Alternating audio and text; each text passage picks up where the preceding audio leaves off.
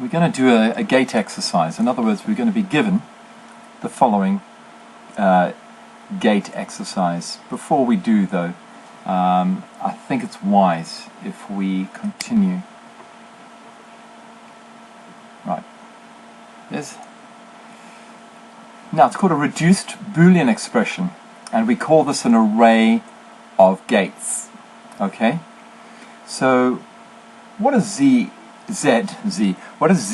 equivalent to, or Z equivalent to? Notice that these are all NORs, and we're going to do each and every section separately to break it down, to help us. Okay, so let's start the analysis. The first stage, we know it's a NOR. Okay, so A is going in, and we call these inverters.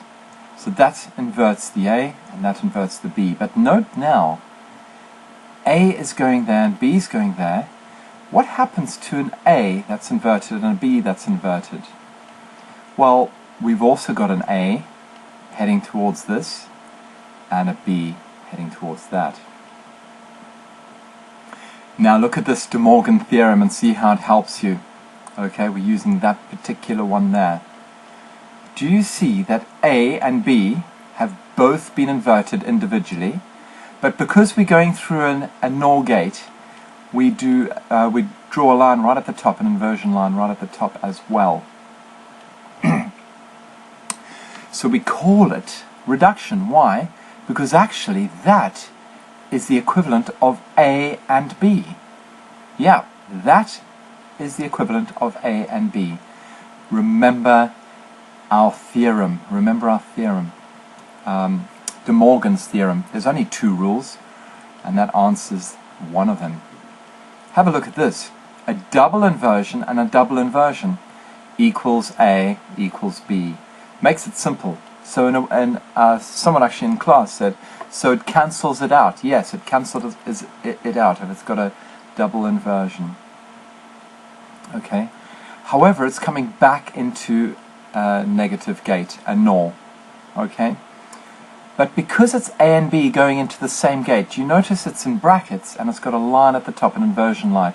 Remember our rule, our De Morgan's rule, okay, which means that this entire expression is an individual inversion, and the operator or connective is replaced by an A and a B. Okay, right, just taking it back, they actually call it clearing the double inversion. That's called clearing the double inversion. Now we take both of these through another NOR gate. Of course, it's going to be A plus B because both A and B are going through the same gate. I just wanted to emphasize that. And because they're going through the same gate, we get a line over the whole expression. The whole expression. Do you see what our resulting expression is? Okay. So this is called the final output. We call the final output Z. Often in the exam they call it Q.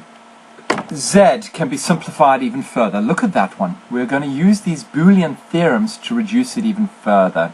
So now look at that. We're using that particular theorem to reduce it further. Can you spot which other Boolean theorem we're going to now apply? Correct, number 6. Okay. Yeah. And can you guess the next one? I hope you got that one right. So we can drop those particular terms, those zero terms altogether. We can drop them because it's OR. Now that is a completely reduced expression. Okay. Output Z is equal to not A and B, or not B and A.